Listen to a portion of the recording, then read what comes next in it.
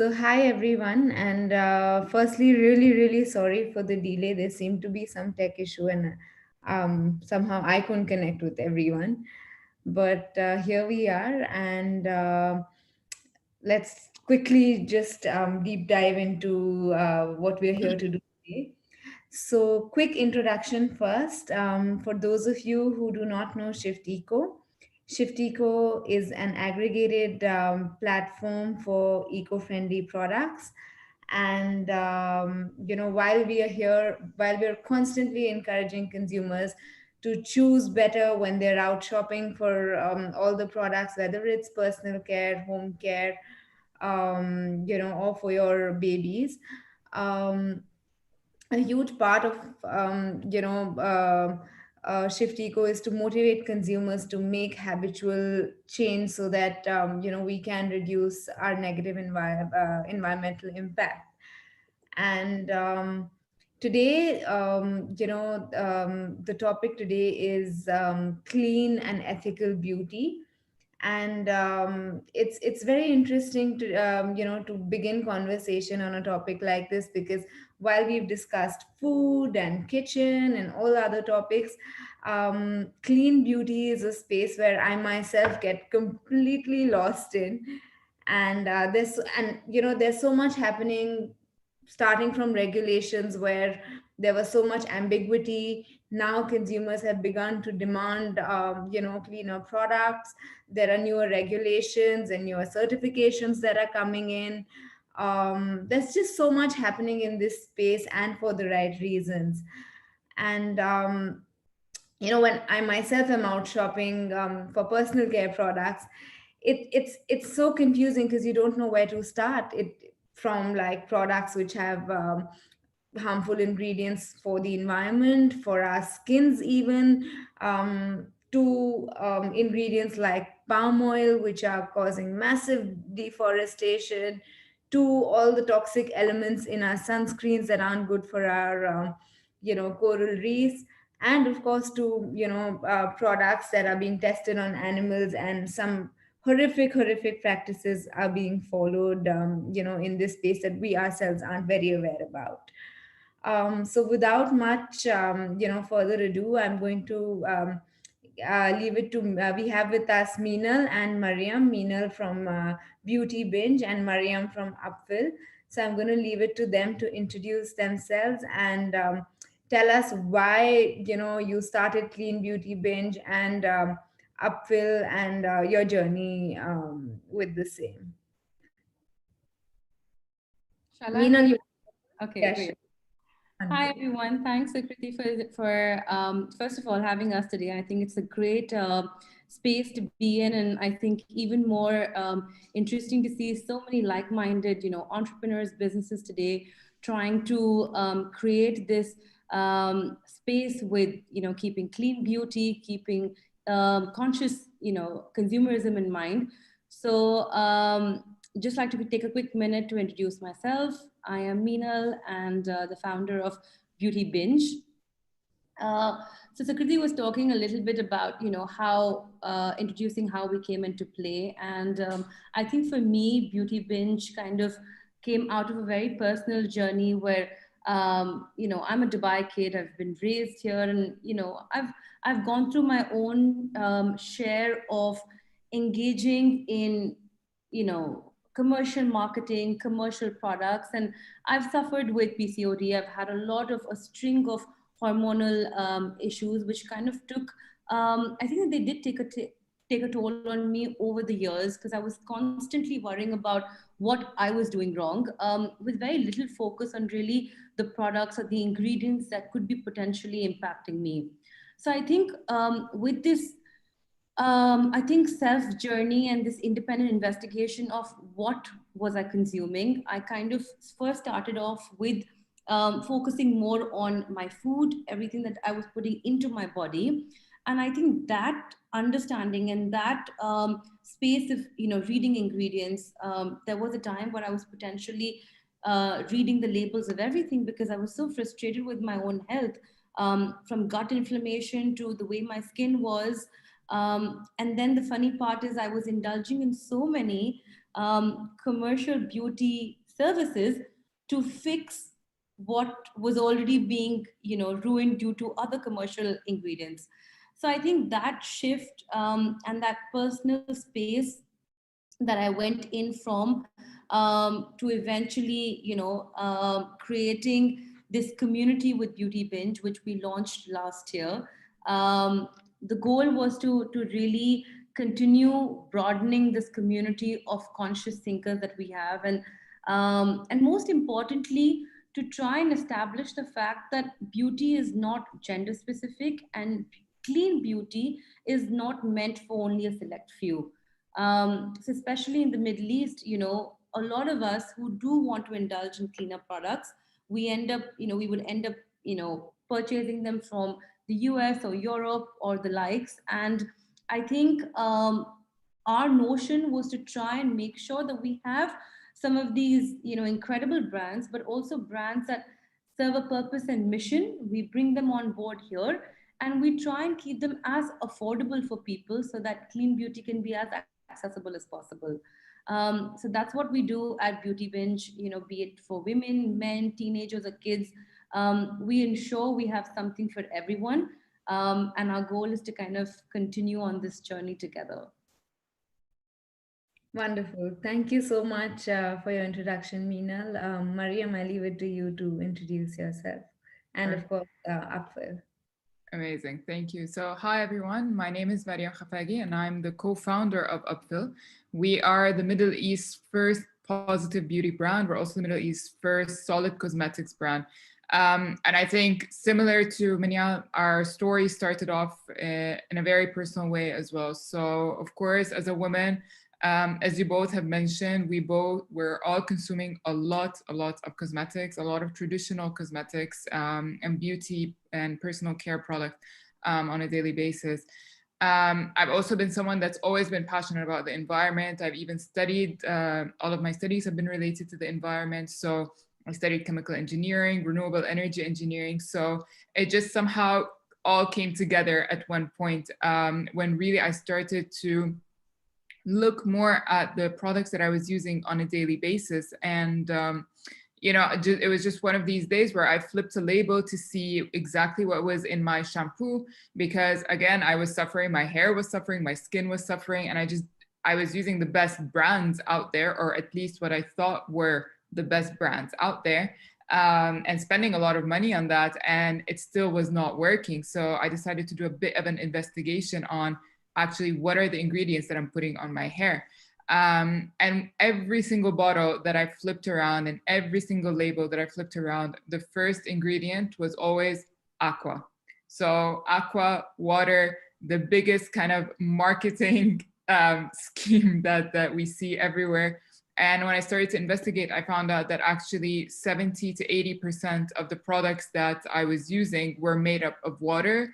There was around 10% of harmful chemicals, 10% of plastics.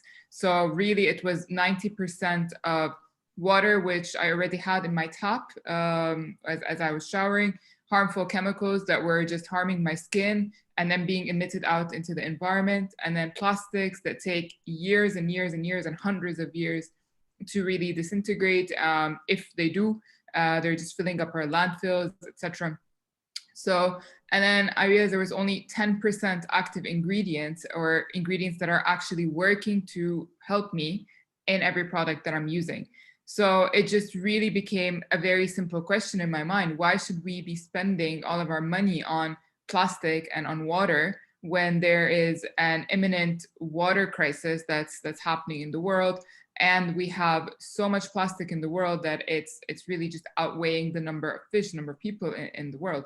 So it just came down to a really simple kind of equation. Should I, or really more of common sense. So it was really about putting toxins into my body versus cleaning my body from these toxins, about destroying the planet versus actually using products that help the planet or relieve the planet from everything that we've done to it so far. So for me, it was just a very kind of straightforward question. And then the reason we call ourselves kind of a positive beauty brand is because we want to do things that are positive for ourselves, but that are also positive for the planet. So we want to leave a positive impact on the planet, but without disregarding ourselves, because we know that showering is an experience that you love to have. Taking care of yourself is an experience that you love to have. And it's not about canceling out these experiences, but it's about doing it in a way that's helpful for you and also helpful for the planet.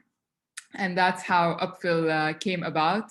We launched just a few months ago, so we're quite young in the market, but we're really excited to be playing a role and playing a part in the dynamic UAE clean beauty market as well. Wonderful. And Mariam, this is going to be extremely exciting. I think Meenal also,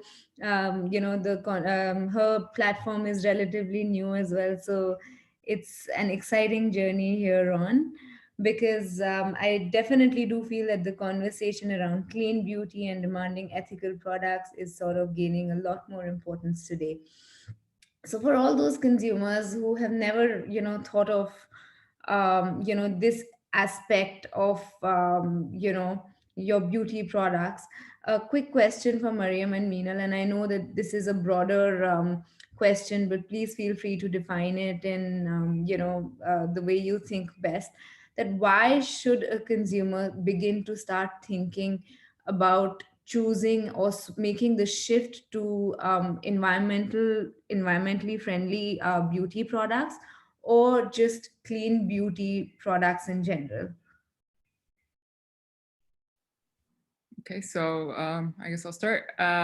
So like I mentioned, the reason actually we started Upfill is because it was a very simple question for us. It was really just about good common sense. So I think today we all know so much more about what we're putting into our bodies, what we're putting onto our bodies, and what we're putting in the environment as well. And it's really the question of, do we want to do things that harm us, or do we want to do things that are beneficial for us? Do we want to do things that are harmful for the planet, or do we want to help the planet? So for me, I think the answer is quite clear and quite simple.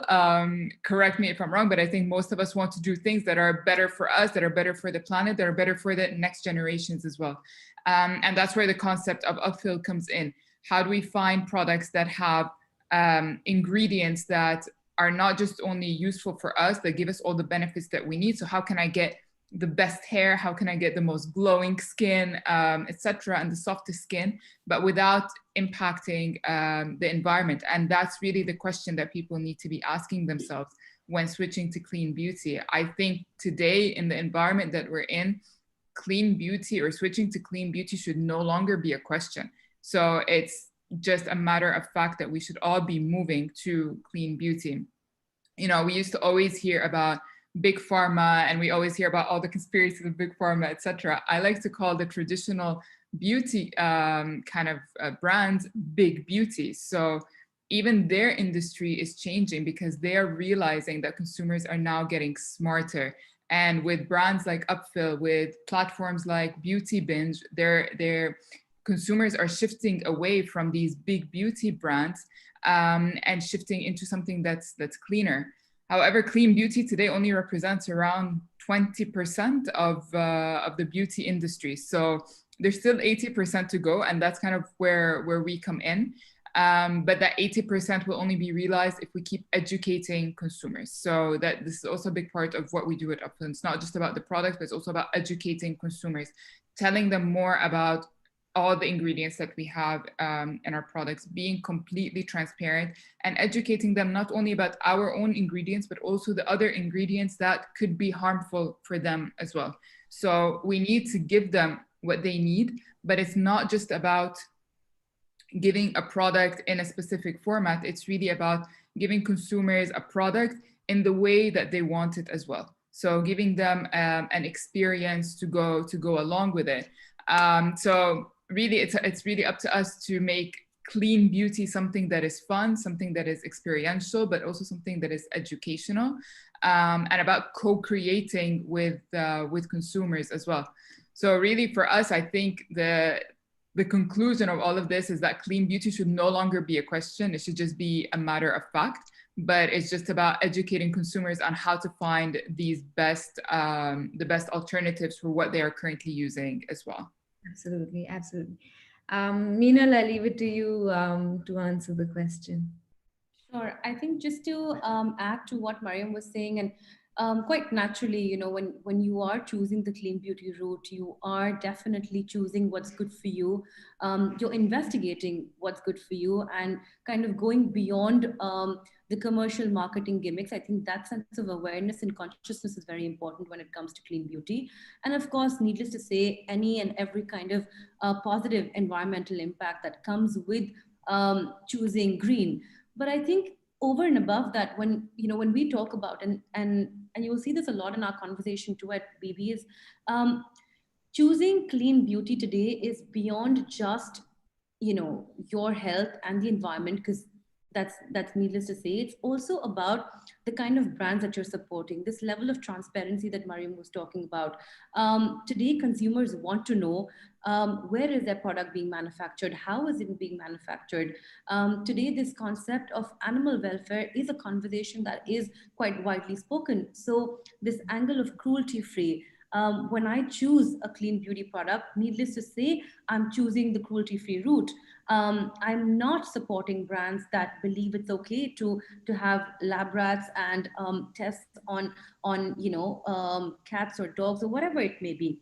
So I think that is one dimension of clean beauty. And then the other dimension is today a lot of brands like ours, be it retail platforms like Shift Eco or us, or direct manufacturers like Upfill. I think it's also equally important the purpose that we're trying to support or collaborate or partner or associate ourselves with. So at BB, for example, the kind of brands that we have on board are brands that are founded by cancer survivor women who've gone through their experience of commercial skincare and how it's made an impact when their skin was at its most sensitive and required utmost care and nurture. We have brands that work with underprivileged communities in Asia for their entire line of bamboo products. So I think this universe of clean beauty today is beyond just you and me. It's about supporting and creating. When we talk about a community, we truly mean community. We're talking about local artisans, we're talking about local factories, we're talking about, animal welfare and a lot more. So I think that is truly the dynamic of when you shift to clean beauty. When you choose green, you're choosing a lot more than what you see on the paper. And I think while you're doing that, in parallel you're educating yourself and you're empowering yourself into understanding what you're putting onto your body, which I think is very, very important the time that we live in today. Absolutely. Thank you, Meenal. And I think first I'm going to deep dive into conversation with Meenal and, sort of understand what clean beauty actually is. And then, of course, we can move forward and speak with Mariam on her experience and all the knowledge that she has to share. So, Meenal, I think the first question within clean beauty lies, and this is something that I personally also am so interested to know. There are so many aspects, whether it's the kind of packaging, whether it's the kind of ingredients, toxic ingredients that are toxic for ourselves and our families, toxic ingredients, for our planet, for, of course, animals. There's just so much in the whole clean beauty space where then there are terminologies like organic and vegan being thrown around. So could you define for us, when you're sort of consciously willing to now make this shift to, say, a cleaner beauty habit consumption, what are the key aspects that one should consider, and what are basically the different facets of clean beauty? Yeah. Yeah, you're absolutely right. There are a million terms today thrown around when it comes to, cruelty-free, organic. What does it really mean? So I kind of will break it down. I think cruelty-free, like we all know, are brands that support no testing on any kind of laboratory testing on animals per se, and also brands that do not manufacture or produce in factories where they produce for brands that support any kind of animal testing. So first and foremost, that is the space of the cruelty-free term. But I will say that it's the Leaping Bunny certification. There are a bunch of certifications which are standardized, and then of course, the minute you are purchasing from a brand in EU, you can have that sense of assurity that there is no animal testing done there, because EU does not permit for it for quite a few cosmetic brands today. And then when it comes to organic, I think this word organic is a little tricky, because there are a lot of different marketing spaces where it's used. So by definition, if I tell you a beauty brand is organic, it's basically that 70% or more of its ingredients are organically sourced or created. And by that, we essentially mean no toxic chemicals are used in the entire farming process or while extracting those specific ingredients. Now, of course, organic farming is an expensive affair, because it's not, all your commercial elements are a lot cheaper and a lot more cost effective, so to say. So when brands actually take that extra step to generate and incorporate organic ingredients, you can understand the quality of the ingredients that are being used. And then, of course, there are certifications for that as well. But yes, when you are a startup, it's not the cheapest to go and get an organic certification. And I think that's why it's very important today to, I think, create that bond and that relationship with the brand that you are supporting or that you are, using in your daily skincare or beauty choices. I think brands are very transparent today.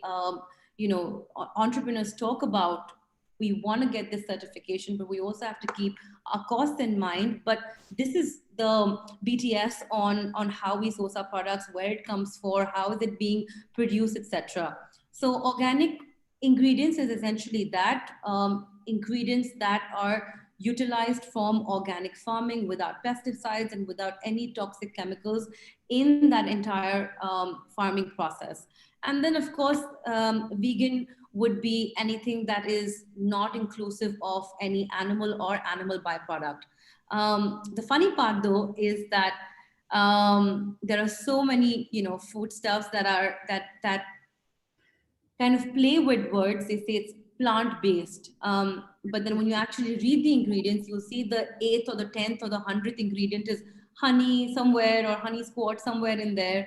So I think that's why, whatever a claim may be, I think it's very important to work towards understanding, your ingredients. And we today, I think, live in a time where we have so much information that it can be overwhelming, which is why I think it's important to have certain trusted sites. So Inside Coder is one of the most basic spaces consumers can use to kind of just get a basic understanding of their ingredients.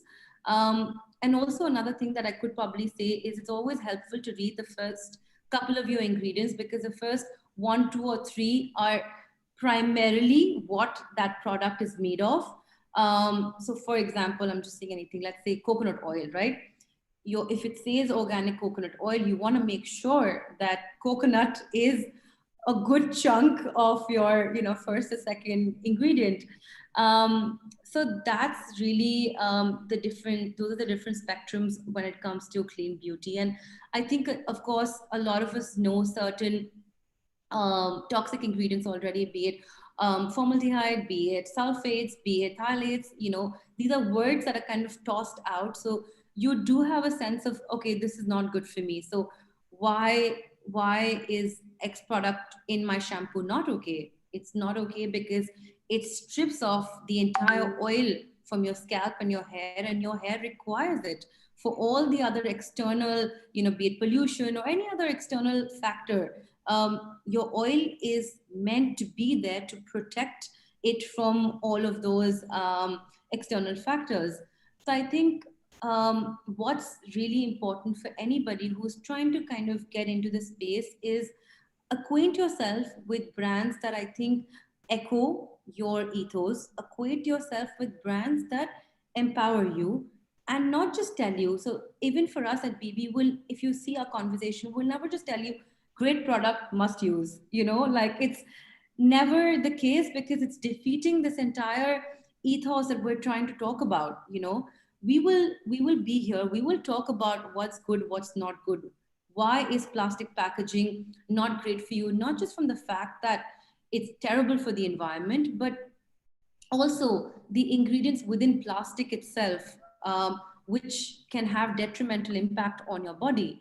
And then there's also a lot of conversation that, hey, but skin is the largest organ in our body. How can it potentially absorb anything? Like this, it's not possible. It's meant to kind of be this thick factor, and if the skin could absorb everything, then well, beauty brands would have run out of business long time ago. But here's my, simple question to that: you wear your eyeliner into your eyes. How is it not going to enter your body? How is it not going to eventually enter your bloodstream? Yes, not wearing SPF has an impact on our lips, but also toxic lipsticks have a very, very direct impact on lip pigmentation. So I think these are the different spaces when it comes to clean beauty. And I think there are a lot of myths surrounding clean beauty, but also a lot of facts, which I think slowly and gradually we want to take out to people, and kind of be there in this journey while they're trying to make that switch. Okay. Thank you, Meena. That was a wonderfully put answer. And my next question to you is about ingredients. What are those, you know, key ingredients that one has to completely stay away from, whether it's skincare, hair care, or, makeup products? What is it that you should totally, totally stay away from? What are those ingredients and why? So I think I kind of touched upon that briefly, Yeah. but I will put out certain ingredient names there, and maybe or maybe not us as general consumers, because even I didn't have as much knowledge until I kind of started investigating. So obviously, formaldehyde and releases of the same are a toxic chemical. Sulfates, phthalates, definitely BPA's as well, and these are very, very commonly found in commercial shampoos, conditioners, fragrances, eyelash products, the glues that we use for false lashes. These are some of the most common products where you would find these toxic chemicals. And again, I'm going to put out a word, which is a term which is very commonly heard of, is endocrine disruptors. We know that a bunch of these specific toxic chemicals work as endocrine disruptors. And when I say that, I mean they essentially mimic the way your hormone, they basically are a mimic giving hormonal release, and they have a direct impact on your hormones, your thyroid. And I think that's one of the biggest reasons why issues like hormonal imbalance and PCOD have such a direct and common association when we talk about beauty or ingredients today. So I think these are some of the key ingredients that you want to stay out of. You do want to read the label, you do want to read the front pack, and you'll see a lot of packaging, a lot of conversation today is changing. They will write no parabens or no sulfates or no synthetic fragrances.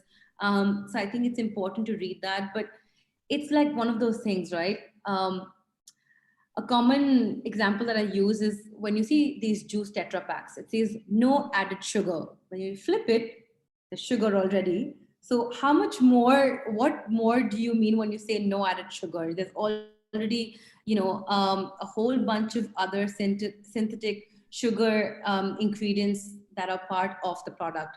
So I think it is important to identify these 6, 7 key ones, but also very important to read more on different ingredients that depict the same unfortunate impact, like formaldehyde releasers. They're found in so many different ways, so many different other ingredients. So I think that's very important, and I think that's why the importance of also somewhere botanicals come into play.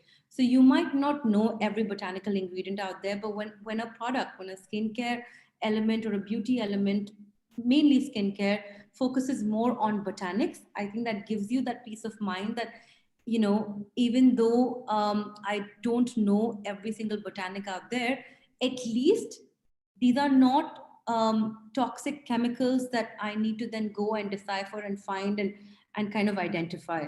So that's what my take is on ingredients. And I think fragrances, perfume, the term perfume is actually like an umbrella term. There's so much that comes within it. Mariam is smiling, so I'm sure she relates to this term as well. So it's a tricky one to kind of play with. Great. I mean, while this sounds so overwhelming because Meenal has so much information to share, and in one go, it's like, wow, there's a lot that, one needs to consider. But I think, while we are beginning to now understand and deep dive into the clean beauty space, it's important that, each of us define, certain areas that you feel extremely passionate about, whether it's just the toxic chemicals, whether it's plastic waste, whether it's products that are harming the animals. And it's important to then start, so at least kickstart that journey together, where you're beginning to sort of choose products that are honest, and you're beginning to support brands that are not so commercially produced, and just thrown around without any thought of what's actually gone inside them. And there are a lot of questions coming in, Ritesh. Thank you for your questions, but I will sort of take that up at the end of the session. And Meenal, again, stepping back into the conversation, um, could you lay some, light on one? What are the governments, doing? Are there any laws that are, protecting consumers from such unsafe chemicals? Because today, a lot of chemicals that are going into our skincare products are carcinogenic, which is absolutely, sort of appalling. And of course, then what are the key certifications that are beginning to crop up, and what kind of standards and certifications could one look out for when they're making their purchases? Yeah, I think Sukriti, you've touched on a very important topic when it comes to regulations, right? I think that's again a very interesting space to kind of elaborate on today.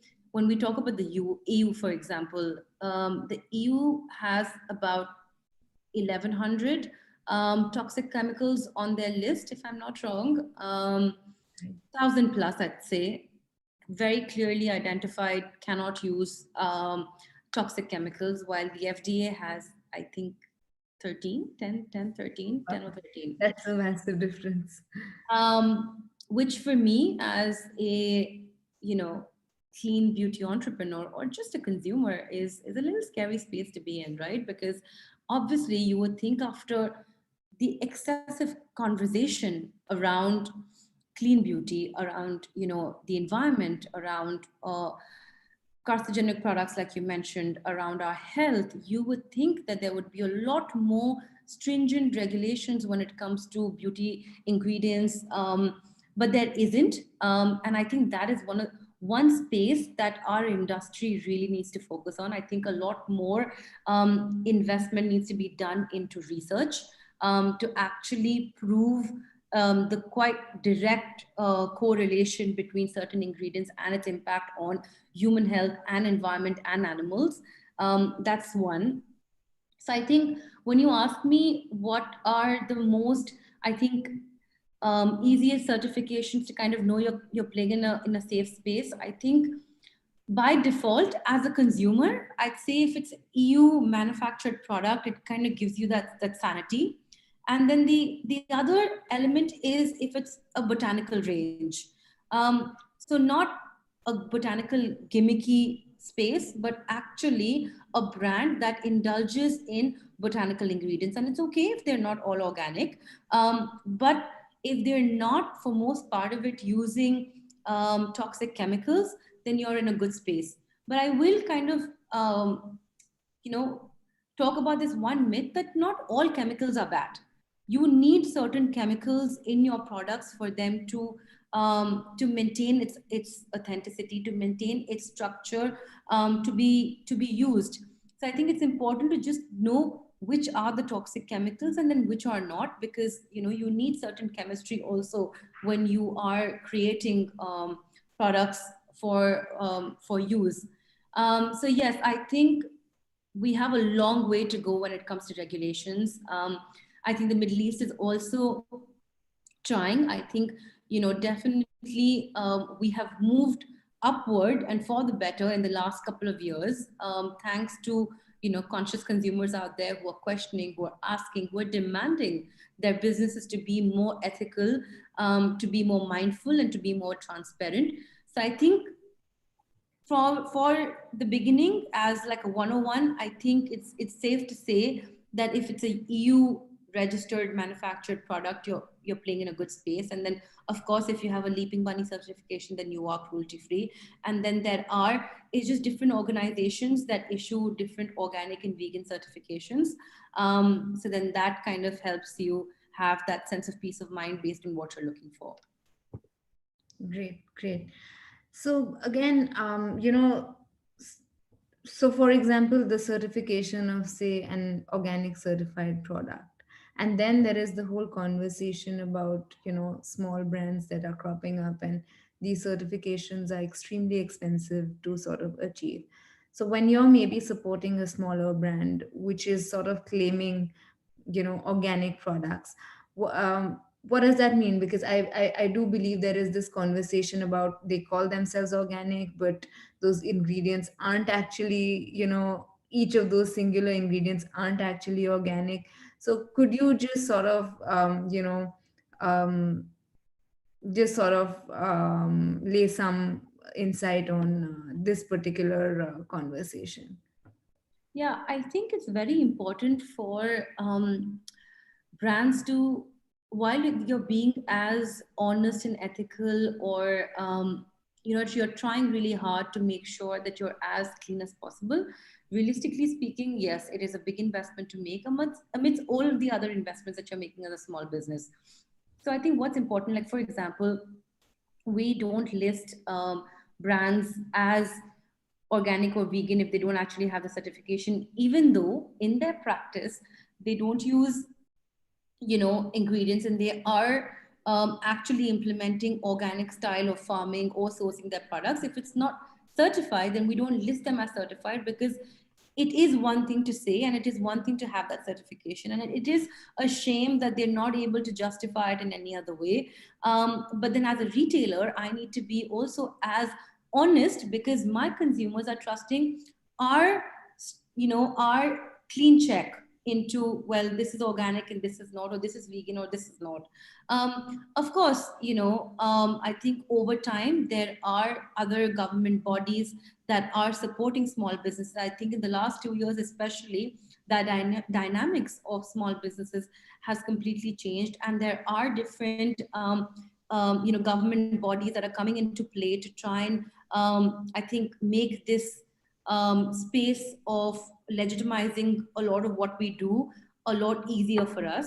So I think until that happens, I think it's important somewhere to rely on certifications. But then, like I said, I think it's equally important to know who's creating. So, for example, Blissoma, which is one of our leading skincare brands, it's completely botanical based, and Julie is a certified botanical specialist.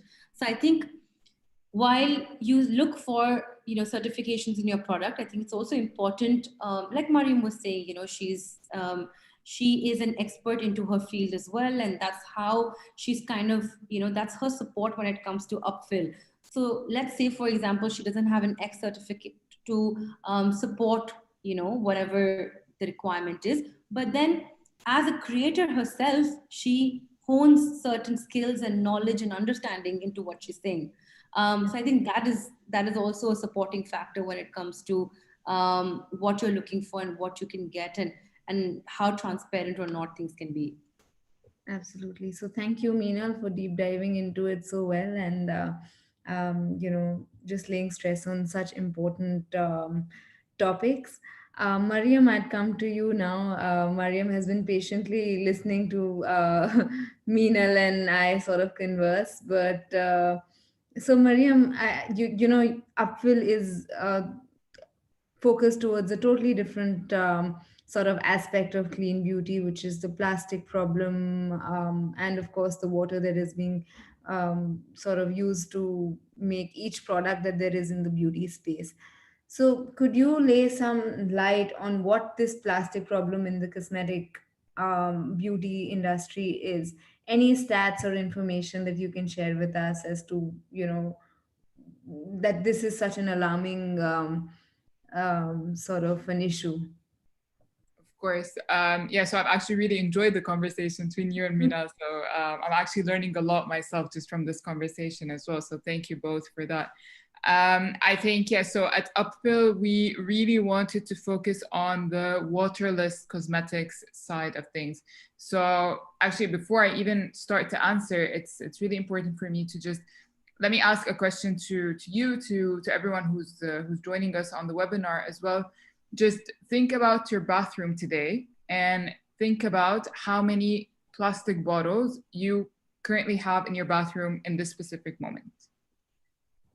So I think if you think about it, more likely than not, most people have at least 5 or 6 bottles in their bathroom. So you'll start off with your shampoo, your conditioner, your shower gel, your face cleanser, if you use a toner after that. So it adds up, and it adds up really, really, really quickly as well.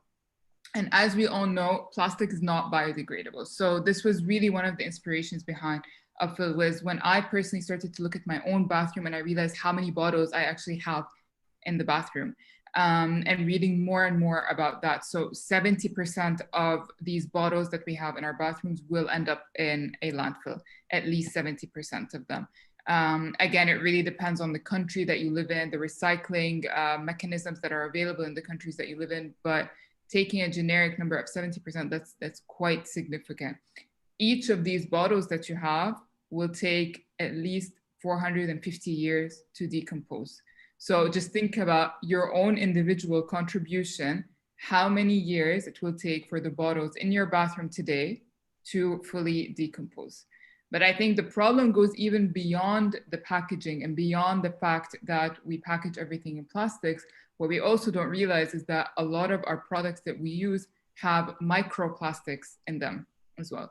So if you think about your scrubs, for example, this is normally the easiest thing to kind of describe what a microplastic is. If you think about your scrubs, what actually scrubs off the gunk from your body or the dead skin from your body are normally, in traditional cosmetics, microplastics. If you think about toothpaste, sometimes you'll see in toothpaste, there are tiny little dots in your toothpaste. This is actually plastic that's used as an abrasive agent to clean off your teeth as well. All of these things we don't think about, but microplastics end up conglomerating and ending up in the oceans. And today we have a 7-to-1 ratio of the amount of plastic versus the number of fish in the ocean. So actually, the fish that you eat, if you're not vegan, the fish that you end up eating is actually feeding on plastic, and that ends up in our bodies as well, if it has not already ended up in our bodies by using the toothpaste. So this for us was one of the biggest problems that we wanted to tackle. The second piece of it was the water. So like I mentioned before, most traditional cosmetics have around 70 or 80% water. We know that living in the UAE, for example, most of the products that we use are not locally produced, and they're usually shipped in from the US, from Europe, etc. And what that really means is that we are paying companies to put bottles of water to transport them and to really emit all of that CO2, transporting it from one continent to the next. Although when you are going into your shower or when you're going to brush your teeth, you already have this water in the tap, and the amount of water that you would end up using from the tap is a lot less than what you would have in the bottle. So this is kind of where the two elements, or the two environmental elements at least, that came into play when we wanted to focus at Upfill on the plastic-free and the waterless cosmetics as well. Of course, beyond that, then there's also the element of all the chemicals. And I think, like Minal said, it's not just about going chemical-free, but it's knowing which chemicals are harmful for you and which ones you actually need in order to maintain a product and for a product to actually work.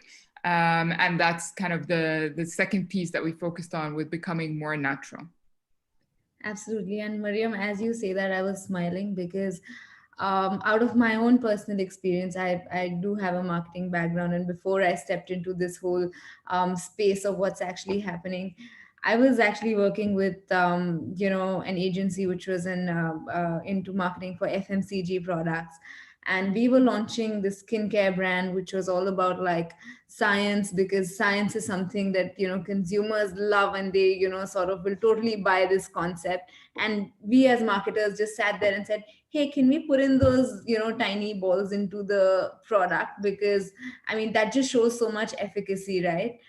And that's when you actually, deep dive into it. And I suddenly was so taken aback, because that does not have any efficacy at all. It's absolutely and purely cosmetic. And that's when, my journey actually started, where I was like, whoa, like, what am I actually consuming?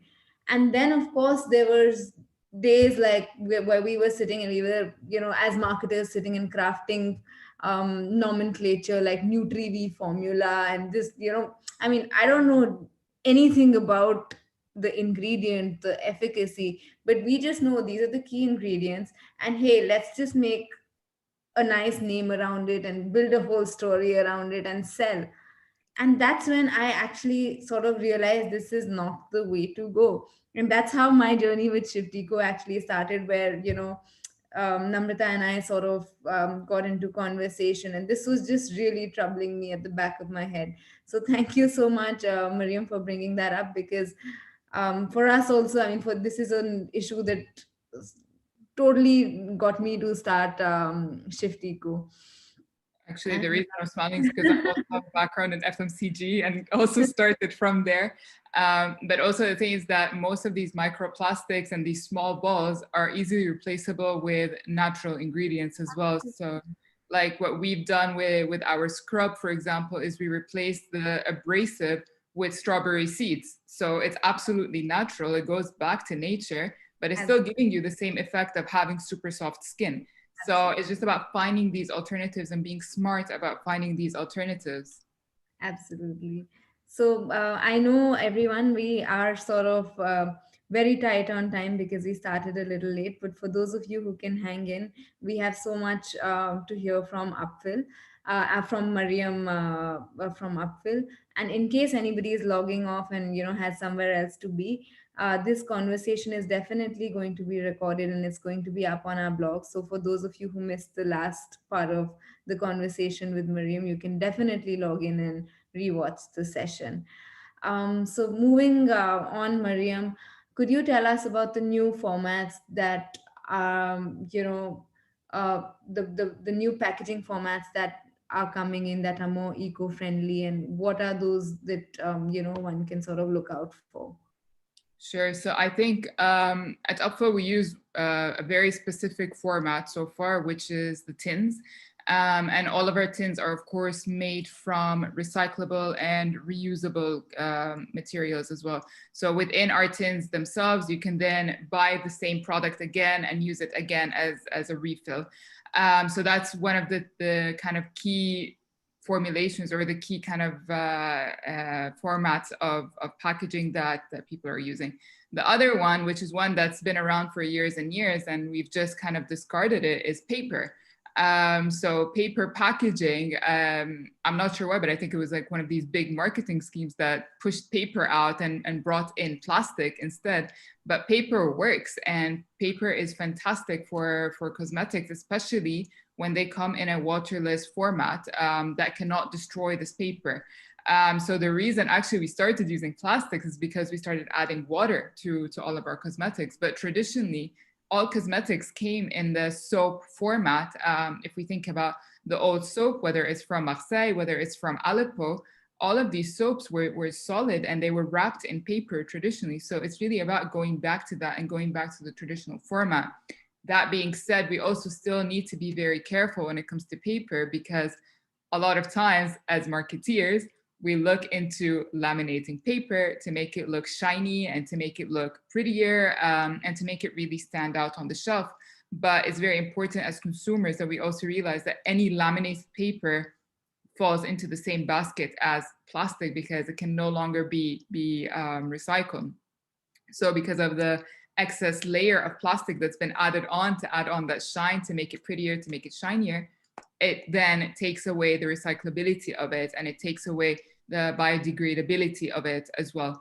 So it's really just about looking for further what is out there. So thinking about something out of the box, such as a tin that you can use later on for traveling, later on for your jewelry even, or even use it subsequently for more products, or looking for more paper products or paper packaging.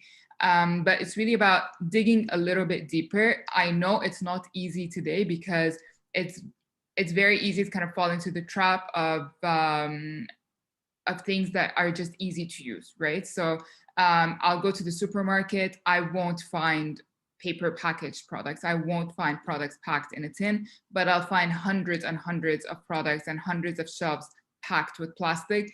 And it just might be a little bit easier for me to just buy it while I'm there. And I completely understand that. We're all about convenience. We live a fast life, and we need that.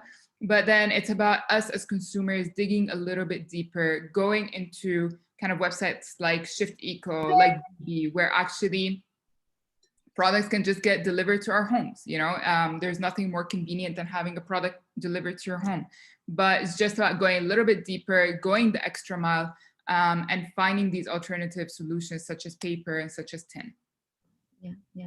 So Miriam, while we talk about these multiple formats, and another very interesting sort of concept that's beginning to start out is the concept of refill, and the conversation around building a circular economy with all these products, reducing negative reducing the carbon footprint that today a lot of products actually traveling from X country to another, and they're just, I mean, the transportation that sort of gets involved is insane.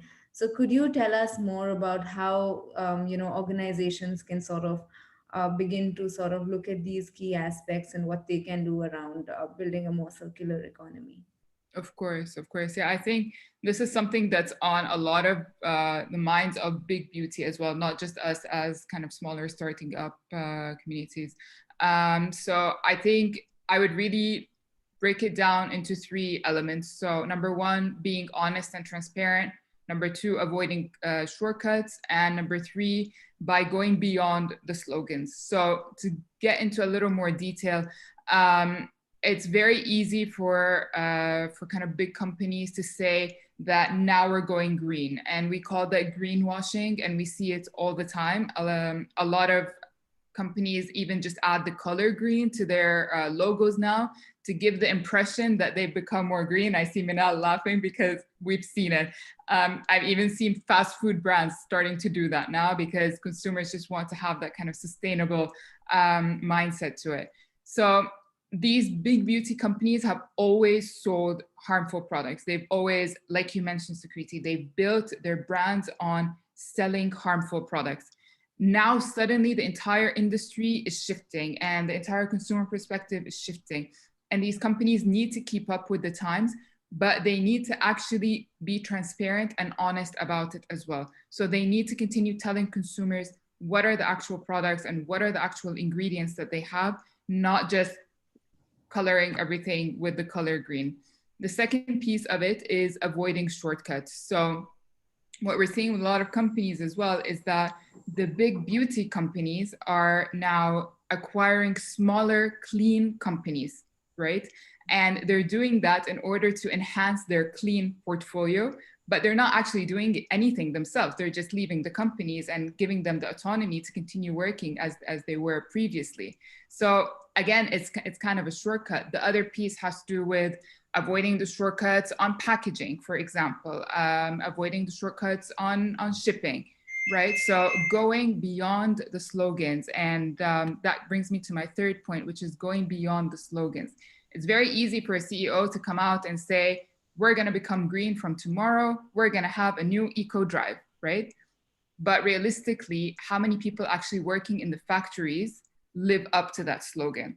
How many people at their desks are implementing that slogan on a daily basis?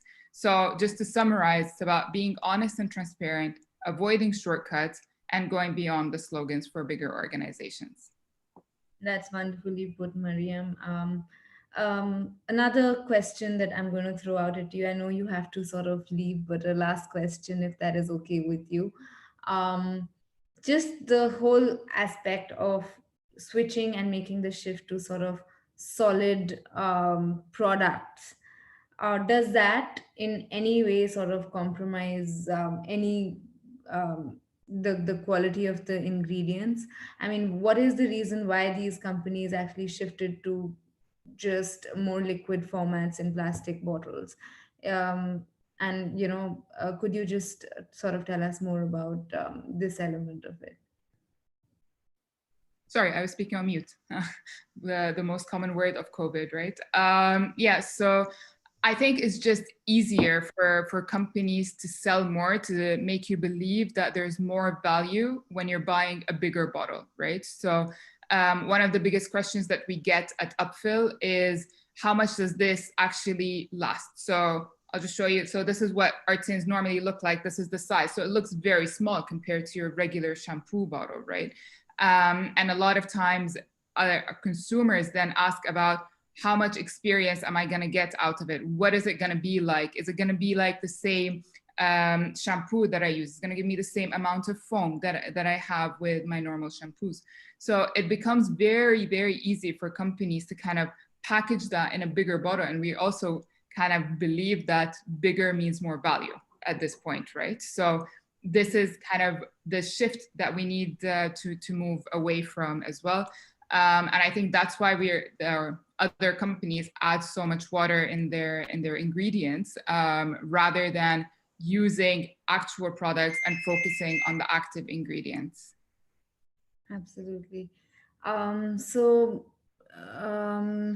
I think Mariam has to sort of exit out because she has somewhere else to be. So any questions that we will have for Mariam, you can, drop it in chat. We'd be happy to send them across to her. Or if Mariam, you could just share your email address right now so anybody uh, can sort of reach out to you. Sure, I'm typing it in the chat as we speak. Wonderful. And then coming to Meenal, we have a lot of questions for you, but before I sort of shift focus to that, Mariam, thank you so much for sort of coming through and laying so much importance on all these new topics that are extremely important. And Upfill products, of course, are available on the Shift Eco platform. And congratulations on launching Upfill and wish you a wonderful journey ahead. Thank you. And thank you so much to Shift Eco for completely supporting our mission and our vision from day one. You guys have been the best partners for us. And I look forward to receiving everyone's questions as well. Have a fantastic day, everyone. Thank you, Mariam. Bye. Bye-bye.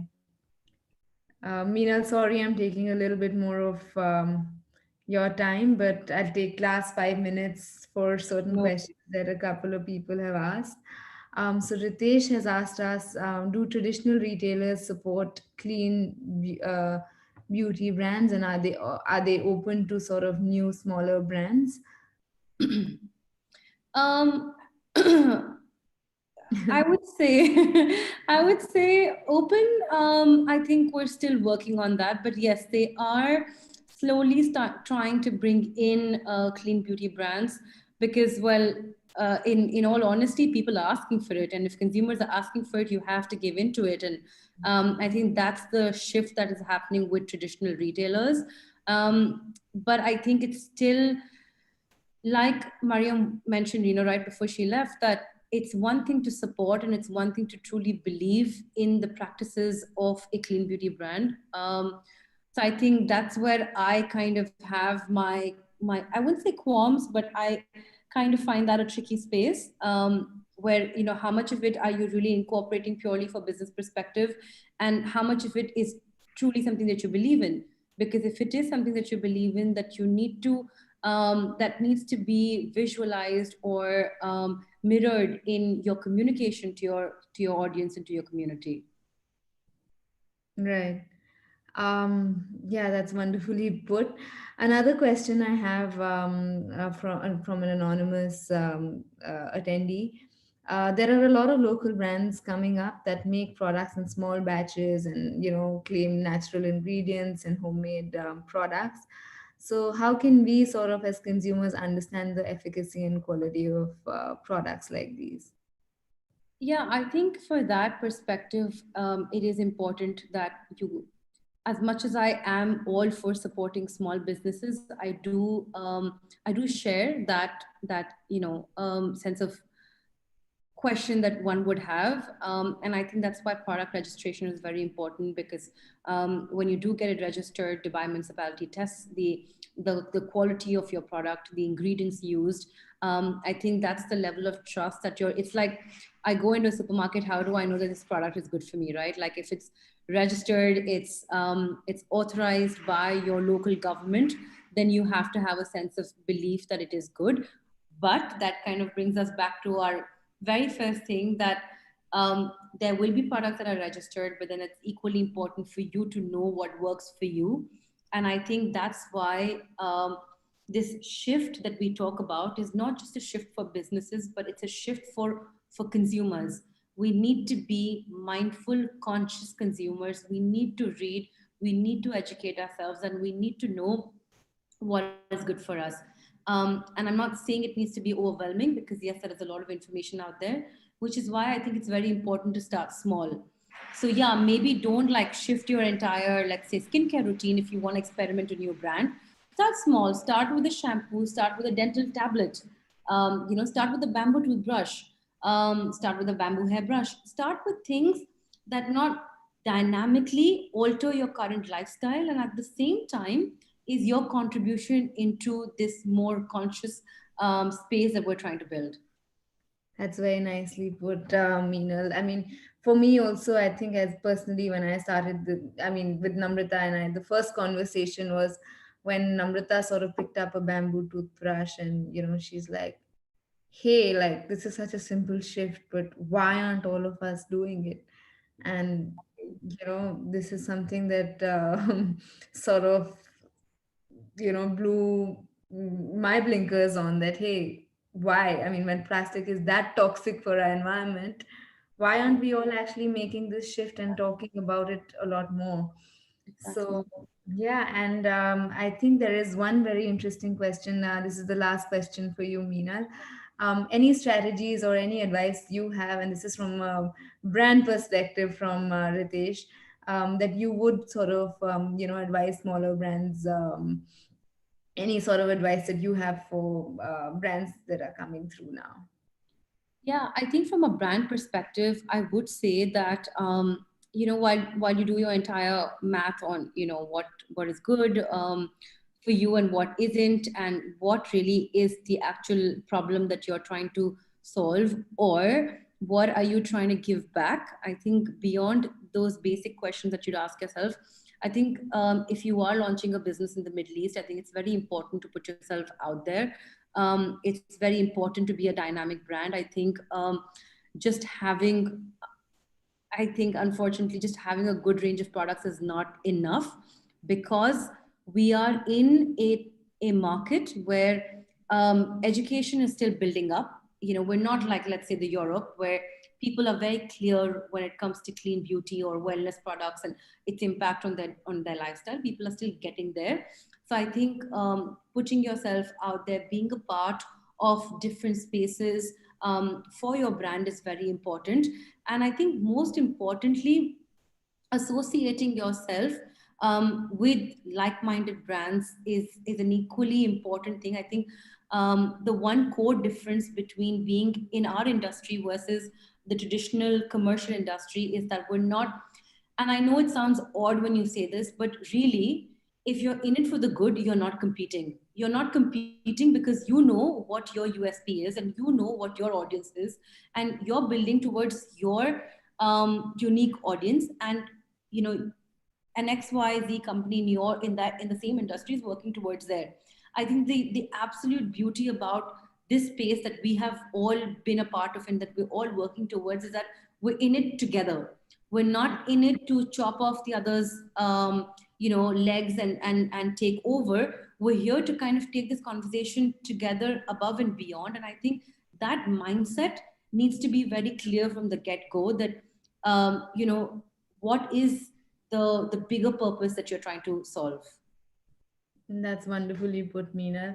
And I think with that, we have so much more to talk on this, and it's a never-ending Yeah. topic. But for anyone who has questions, please feel free to write into us, and we definitely sort of, Meena, you can put out your email address for anybody who has Yeah. direct questions for her, or you can, of course, write into us at hello@shifteco.ae, and we'd be happy to connect you. Having said that, of course, I do encourage all of, I mean, for me, it's a personal journey myself. I'm still transitioning, making smaller shifts, and beginning to do that. So I definitely, would encourage you all to sort of pick a few products that you can, make the shift with, whether it's a bamboo toothbrush or maybe a toothpaste tablet or a shampoo bar. Let's get going and sort of become more conscious today. Platforms like Clean Beauty, I mean, like Beauty Binge, of course, are doing a wonderful job in vetting everything that comes through and that is listed on their platform. And of course, we at Shift Eco are also in the personal care segment, focusing on cruelty free products, products that are plastic free, organic, and of course, supporting a lot of local brands. So let's get going and kickstart that journey for cleaner products, because only if we begin to sort of demand these products will companies now begin to shift focus towards more ethical practices. So thank you everyone for attending, and thank you so much, Meenal, for these wonderful insights. It was lovely having you. Likewise, thank you so much. I think this is a great platform and I'm super happy to have been a part of it. Thank you so much, Sakriti and Amrita. Thank you, thank you. And guys, for anybody who's wants to rewatch the session or share it, this will be available on our blog. So you can log into Shift Eco and click on the learn icon on our website, and all these